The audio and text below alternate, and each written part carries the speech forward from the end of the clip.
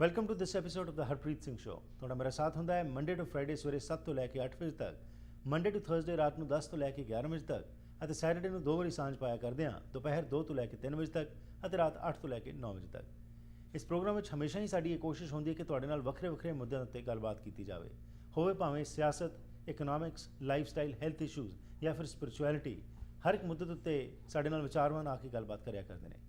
ਅੱਜ ਦੇ ਪ੍ਰੋਗਰਾਮ ਦਾ ਆਗਾਜ਼ ਕਰਦੇ ਹਾਂ ਇਸ ਇੰਟਰਵਿਊ ਦੇ ਨਾਲ।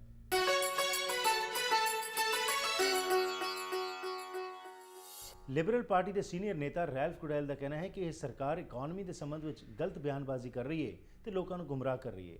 ਉਹਨਾਂ ਦਾ ਕਹਿਣਾ ਹੈ ਕਿ ਇਹ ਸਰਕਾਰ ਜੋ ਹੈ ਜਦੋਂ ਕਹਿੰਦੀ ਹੈ ਕਿ ਅਸੀਂ ਸਟਰੋਂਗ ਫਾਊਂਡੇਸ਼ਨ ਕ੍ਰੀਏਟ ਕਰ ਰਹੇ ਹਾਂ ਜਿਸ ਦੇ ਵਿੱਚ ਕਿ ਇਕੋਨਮੀ ਸਟਰੋਂਗ ਹੋ ਰਹੀ ਹੈ, ਇਹ ਸਰਾਸਰ ਗਲਤ ਹੈ।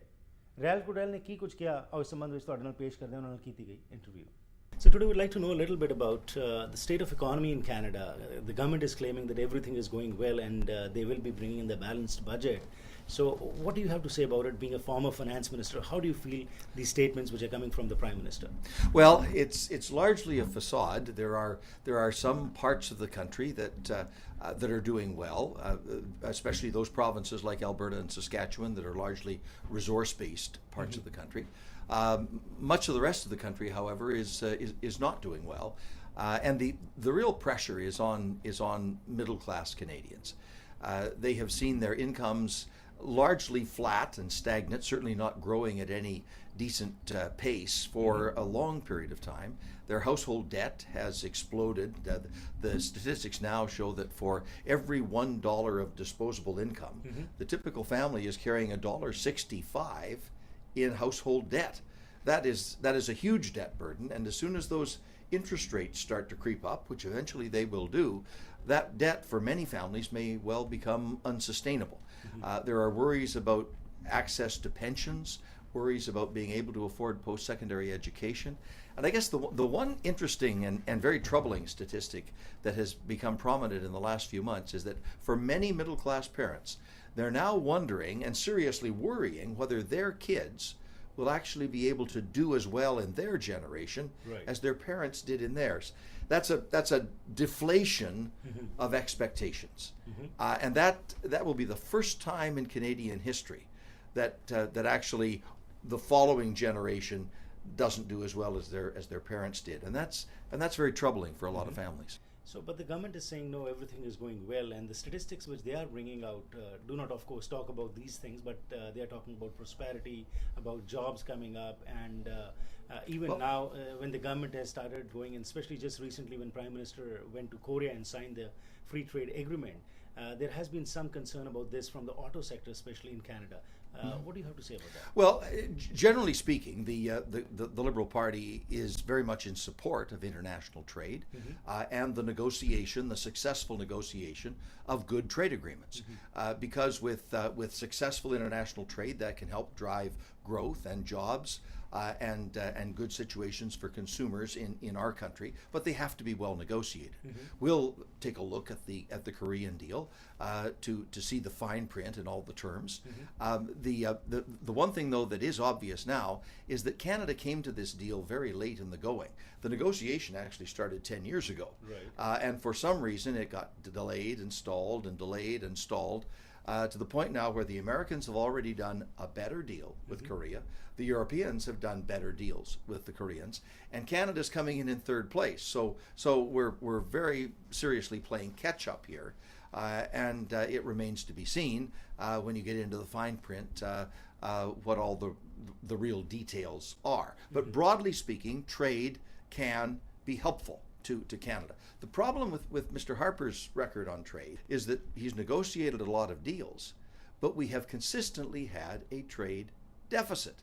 Despite the deals, we're still importing more than we're exporting. And that's where there's a real deficiency in the Conservative policy. It's one thing to have the deal, but you then need very aggressive marketing development programs like Mr. Chrétien had a number of years ago with the Team Canada initiatives, where he pulled everybody together, the federal government, all the provinces that were interested, the private sector, business and labor, all together. Once you got a market open, then going in and actually selling the goods and selling the services and making a big splash for Canada. And in a lot of these markets, it's not good enough just to go in and make one splash, because as soon as you leave, the Americans are there, the Australians are there, everybody else is there.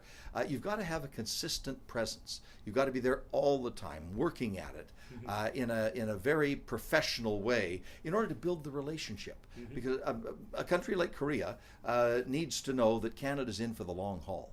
Right. And that there are relationships that they can count on. And that's a part of the trade promotion that I don't think this government has done very well. Doing the deal is one thing, making the sale is the next thing, and that's where the crucial emphasis now needs to be. Elections are 1 year away, and the government is of course going to harp upon the issue of strong economy, job, prosperity. How does the Liberal Party, and you being a former finance minister, a senior Liberal member, how do you plan to bring to the people at large what actually is happening in Canada? Well, we're going to be focusing on this very, very powerfully. Justin Trudeau will have a very compelling message for Canada, and a large part of it will focus on the economy. And Mr. Harper's theme is jobs, growth, and long-term prosperity. Well, if you look at it on the jobs theme, in fact, unemployment stays stuck at about 7% across the country. For young people in particular, it's a very depressing situation, because there are 265,000 fewer jobs for young Canadians today than there were at the time of the recession 4 or 5 years ago. So actually the job numbers have gone down, not up. So if jobs is Mr. Harper's theme, he hasn't done very well. On growth, he actually has the worst economic growth record of any prime minister since R.B. Bennett. And this coming year, 2014, there are 138 other countries in the world that will do better in economic growth than will Canada. So he's not doing very well on the jobs theme or the growth theme. And on long-term prosperity, if you've got $1.64 or $1.65 in household debt for every $1 of disposable income, there's not a lot of prosperity in that equation. So there will be lots of criticisms, and very legitimate criticisms, that we can offer, but more than just being negative about how Mr. Harper has performed in a pretty mediocre fashion, we will have a program that will show how we will not just be different, but better. And that will include investments in post-secondary education, investments in community infrastructure, which is so vital in an area like British Columbia, where infrastructure is critical to how you live and work and raise your family and make a living. We'll have an emphasis on science and technology and innovation in our society, and fairness will also be a fundamental theme about how the economy has to work for everybody and be fair to everybody, so that more and more Canadians, especially in the middle class, and all those who are working so hard just to join the middle class, can expect to have a better future. Coming to the Citizenship Act, there have been a lot of changes which this government has brought forward. And what we are also finding is that the government was claiming that the mess which was created by the Liberals, we are trying to clean it. As far as the parent category is concerned, the grandfathers are concerned. And the focus is now on bringing more temporary workers over here, make them work and then ask them to go back. How do you see this, and how do you plan, if you form the government, to change all this and bring this back on track? Well, our critic for citizenship and immigration is John McCallum, and he has been very active on this file, and will be no doubt crafting the sections that go into the platform on citizenship, immigration, new Canadians. And you're right in your criticism of the government's attitude toward temporary workers. That's a category that has expanded about 140% in the last little while the citizenship numbers have remained relatively flat. And what we think we need to have is opportunities for people to come to Canada, but with not just to work and be exploited and sent back home, but with a pathway to citizenship, with a pathway where they can become permanent members and citizens in a society and raise their families and expect a future that is going to be rewarding for them, just as they contribute to the economic strength of Canada. So Mr. Harper's focus, I think, has been a rather exploitive one in terms of citizenship and immigration, and we will try to have a policy that is far more generous and inclusive with that critical path to citizenship.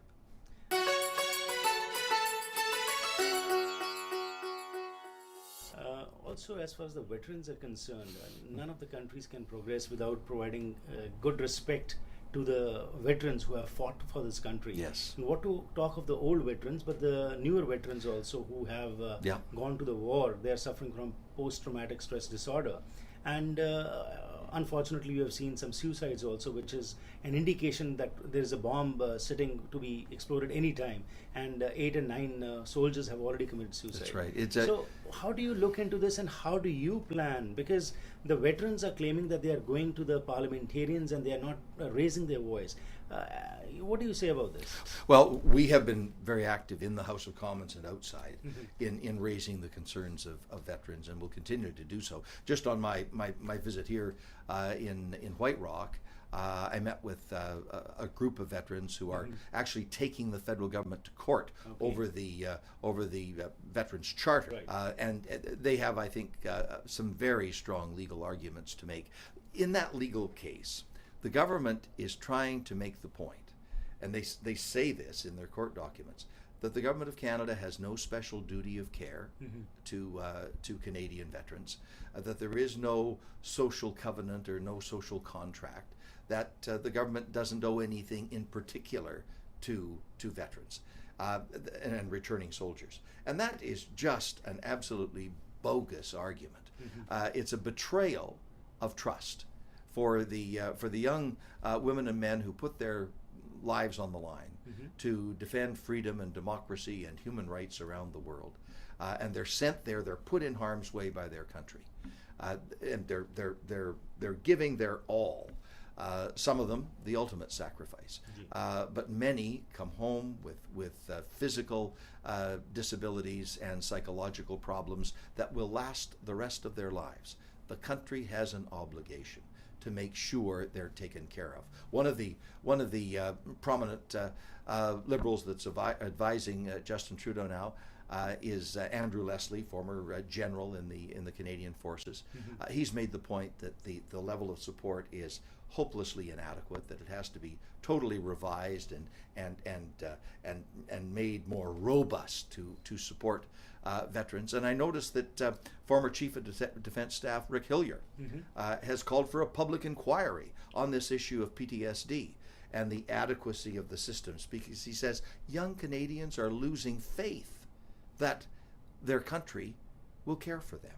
Right. And if that's the fear and the angst among young Canadians that have been in the military, then this country has a big job to do to correct that impression and to make sure there is no doubt that if you are a member of the Canadian Forces and you've made that human commitment and you've done your duty for your country will do its duty for you. Mr. Goodale, there was a time when Canada was a place where everybody wanted to come, and especially the middle class. It was a dream come true for them. But more often it's now becoming a myth that reality is not turning into that myth. It's becoming more of a myth now. So if you form the government next time, what would you emphasize upon how to bring that back to rail? What you need is steady economic growth. That is what underpins the Canadian dream. That's what changes those myths into reality. And that's really what is missing in Mr. Harper's economic policy. His focus is all upon austerity, cutting this, cutting that, cutting everything. His theory seems to be you have to reduce the Government of Canada to nearly irrelevance, and then somehow magically the economy works better. But that's just completely false economics. What you need is the ability for the Government of Canada to invest in the underpinnings of economic growth. That's post-secondary education, access to learning and skills, it's investments in science and technology, it's better and better community infrastructure, and it is making sure that people are positioned to be successful in their lives. Finally, you have been going all across the country, meeting people, interacting with them and talking to them about the issues, challenges, what they are facing. In British Columbia, now in the Fraser Valley, you have been here for the past 2-3 days and you have been meeting people. So what are the kind of messages you are getting, and how are you trying to assure them that if you form the government, definitely something will be working? Well, I've certainly heard about various groups who feel that they are left out of this economy or left out of society. And one of those groups very prominently is veterans. Right. There seems to be a very strong feeling in this part of Canada, although I think it's echoed equally well right across the country, Right. that what is happening now in the treatment of veterans is simply not good enough. Canada must do better, and we have to move beyond the old arguments about the old charter and make sure that veterans get the care and attention that they need. So that's one thing I've heard very clearly. Another thing is that a great many middle-class families are worried. They're worried about pensions. They're worried about being able to afford post-secondary education.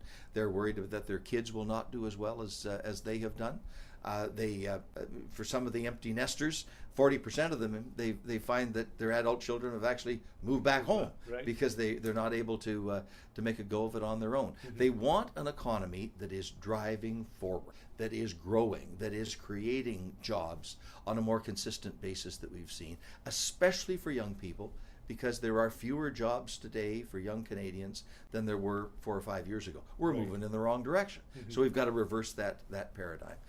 Those are the kinds of issues that I've heard, Right. and certainly happy to work hard at finding solutions. So if your government is formed, you will be opening up these files and looking into all these affairs which have been brought forward. Yes, absolutely. For example, the government has, over the last 3 years, increased EI payroll taxes by $3.6 billion.